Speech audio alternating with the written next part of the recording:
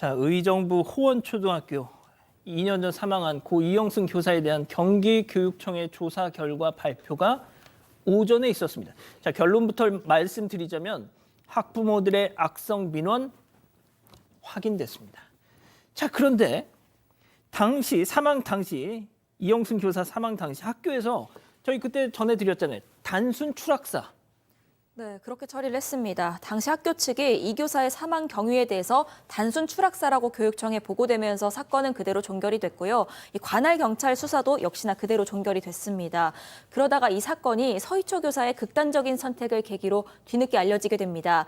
이 교사의 유족 측은 이영승 교사가 학부모 민원 때문에 힘들어했다고 주장을 했습니다. 그러면서 이 4, 5년 차인 이 교사가 학생 생활지도 등으로 힘들어하는데도 학교는 그냥 방관했고 심지어는 이런 학부모 민원 책임을 떠넘기기까지 했다. 극단 선택을 했는데도 축소 보고한 것 아니냐 이런 의혹을 제기했던 겁니다.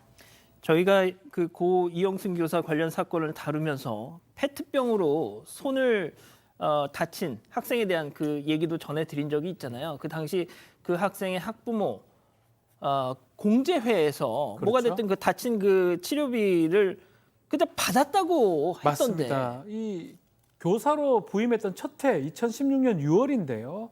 이 지도하던 학생이 이 페트병을 자르다가 커터칼에 손등을 다치는 사고가 일어났고요. 그 이후 2017년도 학생은 졸업을 했습니다. 이제 문제는 이 경기도 학생 공제회 같은 데서 돈을 좀 받았었어요. 2017년, 2019년 141만 원의 치료비를 보상을 받았고요. 그 사이에 이 교사는 군대에 입대를 했었습니다. 자, 들으신 것처럼 분명 141만 원 보상 받았습니다. 받았어요. 자, 그런데 지금부터가 중요합니다. 첫 번째 사건 체크포인트 짚어보죠. 8개월간 400만 원이 양 변호사님 무슨 소리죠? 학부모에게 이 돈을 줬다는 건데요. 사실 이 있고 나서 이 선생님은 군내에 입대를 했습니다. 2017년에. 그런데 군에 입대를 한 이후에도 계속해서 학부모로 또 연락이 왔고 심지어 군에 있다가 휴가 나가는 게 얼마나 진짜 좋은 그건 정말 휴가 날만 기다리잖아요. 이 선생님은 휴가를 나오셔도 학부모를 만나야 했습니다. 2018년 2월, 3월, 6월, 3월 휴가 때는 3번을 만났다라는 거고 그래서 계속해서 이제 그 학부모의 어떻게 보면 요구에 시달리다가 제대를 한 이후 8달 동안 월급날마다 50만 원씩을 떼서 학부모에게 건넸어요. 결국 송금한 게 총 400만 원이 건너간 겁니다.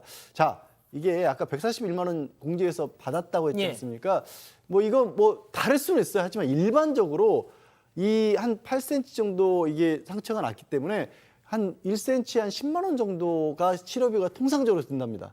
그럼 141만 원이면 사실 좀 남잖아요. 물론 조금 더 좋은 데 가서 더 들 수는 있어요. 하지만 141만 원에 더해서 400만 원까지 갔으면 500만 원이 넘는 돈을 학부모가 받으셨잖아요. 어찌됐든.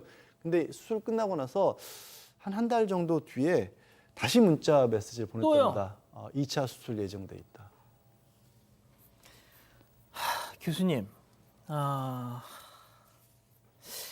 이게 모르겠어요. 내 정말 생떼 같은 아들, 눈에 넣어도 아프지 않을 아들이 손에 이렇게 탁 베어가지고 피가 철철 나고 그러면 그거 수술하려고. 근데 이게 좀 상식선이라는 게 있지 않습니까? 더군다나 군대 입대한 사람한테 교사 휴가 나왔을 때, 야, 너 돈 마저 보내야지. 이런 연락을 한다는 게, 예? 글쎄요, 살다 보면 이렇게 작업을 하다가 좀 다치고 하는 그런 경우도 있지 않습니까? 일단 이제 그 선생님이라고 하는 이분 같은 경우 상당히 순하고 어떻게 보면은 착한 사람이라고 저는 생각이 드는데요. 군 복무 중인 교사에게 8개월간 400만 원이면 매달 50만 원씩 이렇게 활부로 주는 거, 이건 뭐죠? 이게 도대체가? 마치 그 선량한 시민을 대상으로 해서 매달 이게 돈을 갖다가 이렇게 뜯는 것 같은 그런 느낌을 지울 수가 없는데 거기에다가 이 공제에서 141만 원이면 실제로 현실적으로 한 60만 원 정도 남지 않습니까? 그런데 400만 원을 갖다 줬는데 이분이 그때 당시에 군 복무를 하고 있으니까 그 400만 원 어디서 그 본인이 이걸 감당을 하겠습니까? 그런데 나중에 또 2차 수술이 있다. 글쎄요, 이걸 통해서 재산 증식을 하는 것인지 치료비 영수증이나 주고 저런 요구를 했는지 그게 궁금합니다. 자, 이 페트병 이 학부모 모 은행의 서울 지점에서 일한다 뭐 이런 얘기가 있어요. 오늘 직권 정지 결정이 그 직장에서 직권 정지 결정이 나왔다는 소문이 돌고 있더군요. 소문이. 자, 지금부터는 다른 또 갑질 학부모 얘기입니다. 문자 폭탄을 보냈던 학부모. 네, 이영승 교사가 2021년 3월부터 그 사망 당일인 그해 12월까지 또 다른 학부모로부터 어떤 부당한 출석 처리를 요구하는 문자를 받았습니다. 이 기간 동안 이영승 교사가 받은 문자 메시지가 394통입니다. 이 학부모의 자녀는 뭐 가정학습, 코로나 증상, 뭐 등교 중지, 질병 조퇴 이런 것들로 인해서 이 제대로 출석을 하지 않은 상황이었습니다. 장기 결석을 했는데도 계속해서 출석 처리를 해달라고 요구를 했던 겁니다. 그런데 이 학부모요, 이 사건에서 새롭게 등장한 인물이 아닙니다. 이영승 교사 장례식장에 찾아와서 진짜로 숨졌는지 확인했던 바로 그 학부모가 이 인물입니다. 그 학부모였군요, 박 변호사님. 네. 자, 여기에다 또 2021년 12월 6일부터 8일까지 따돌림 문제에 관련해서 이 선생님한테 이 공식 사과, 다른 학생이 좀 공식 사과를 해달라고 무리한 요구를 계속 했던 걸로 보입니다. 그래서 안 해주니까 계속적으로 민원 제기를 했었고요. 또 수차례 전화도 하고 학교 방문을 했고 민원을 계속 제기하니까 선생님 입장에서는 상당한 부담을 느꼈고 또 자꾸 난색을 보이니까 결국은 방문했던 걸로 조사가 되고 있습니다. 진짜 이게 그렇잖아요. 선생님이 돌아가셨어요. 연락을 문자를 막 보냈는데 답이 없어. 당연하죠. 돌아가셨으니까. 이 인간 혹시 나 차단한 거 아니야 싶어가지고 장례식장에 가가지고 진짜 죽은 거 만나고 봤다는 그 사람인 거예요. 이게 양 변호사님, 이게 인간적으로 가능한 얘기입니까? 저는 정말 이게 처음에 보도가 나왔을 때 전 거짓말일 거라고 소문일 거라고 생각했어요. 저도 도저히 이해가 안 가고 혹시 모르겠습니다. 너무 충격을 받아서 너무 놀래서 설마 내가 그것 때문에 사람이 그렇게까지 세상을 떠나시키겠을까? 아닐 거야 라는 마음에 왔다고 한다면 100번 양보해서 그건 그럴 수 있겠다고 하겠어요. 근데 그게 아니라 나를 차단시킨 거 아니야 라는 생각을 가졌다면 저는 이건 진짜 이거 어떻게 어떤 감정이나 이런 공감 능력이나 이렇게 너무 없은 게 아닌가 싶어요, 진짜. 그러다 보니까 앞서 말씀드렸던 그 페트병 그리고 이 문자 폭탄 그리고 또 다른 학부모까지 3명에 대해서 오늘 경기교육청에서 경찰 수사를 의뢰했습니다. 일단 경기교육청에서 의뢰한 건 공무집행 방해입니다. 그러니까 일반적으로 업무 방해인데 여기 공립학교니까 이제 선생님들은 교육 공무원이시니까 그렇게 될 수가 있는 거고요. 다만 이제 이영승 선생님 같은 경우에는 이 400만 원을 건네게 된 계기가 혹시 어떤 강요가 있었다라고 한다면 협박이나 공갈 같은 거 이런 것도 적용할 수도 있다라고 했는데 글쎄 법적으로는 이 어디까지 죽음에 대한 책임까지 묻기가 참 어렵다라는 게 이게 너무 상식적이지 않으니까 오히려 법을 적용하기 힘들어지는 겁니다. 아무튼 그렇게 경찰에 수사를 의뢰했고 오늘 경기 북부 경찰청장 역시도 업무 방해, 돈 강요 여부에 대해서 수사를 하겠다라고 입장을 내놨습니다.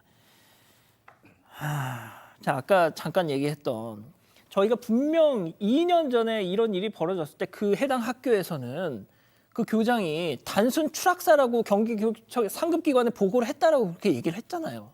자, 근데 그게 아닌 거잖아요. 네, 맞습니다. 그래서 경기교육청은요, 이런 사실 인지하고도 이렇게 필요한 후속 조치를 하지 않은 학교 관계자 또 교육지원청 관계자에 대해서도 역시나 수사를 의뢰했고 징계 절차에 들어가겠다는 입장을 밝혔습니다.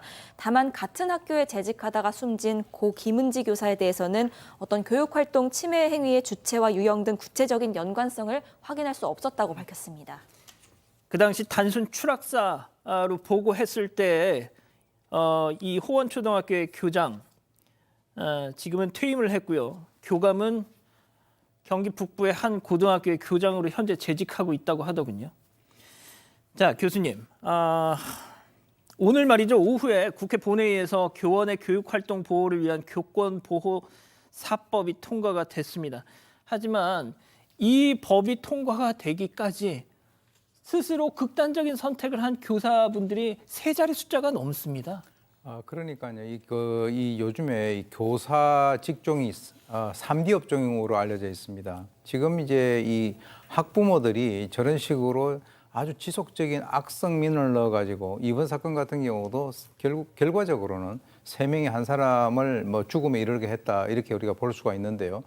저는 뭘 좀 짚고 넘어가고 싶으냐 그러면 이런 사건들 제가 좀 몇 개를 봤거든요. 근데 보통 보면 사실 교감 선생님이라고 하는 그 직책에 있는 분들 말이죠. 좀 선생님의 입장에서 일을 갖다가 처리를 했으면 좋겠어요. 이 사건 같은 경우도 아니 그동안의 민원이라든가 이런 것에 대해서 교장 선생 또는 교감 선생으로서 보고를 다 받았잖아요. 근데 그것을 갖다가 경찰에다가 뭐 단순 추락사 이렇게 그 어떤 그 신고를 함으로써 어떻게 보면 한 사람의 죽음이 아주 의미 없이 그냥 없어질 뻔했는데 뭐 그나마 지금 이렇게 된 상태인데요.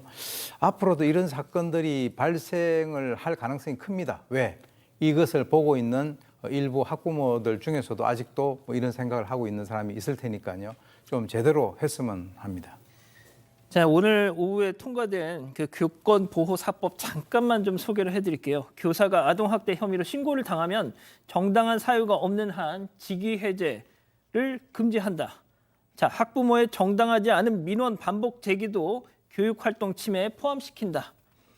교권 침해 학생은 교사와 즉시 분리하고 출석 정지, 학급 교체 처분도 하게 한다. 이 법이 통과되기까지 앞서 말씀드렸다시피 3자릿수 이상의 선생님들이 희생이 되셨습니다. 사건의 진실을 추적하고 싶다는 사반 가족분의 사연인데요. 궁금하시다면 사건반장 유튜브 채널을 구독해주세요.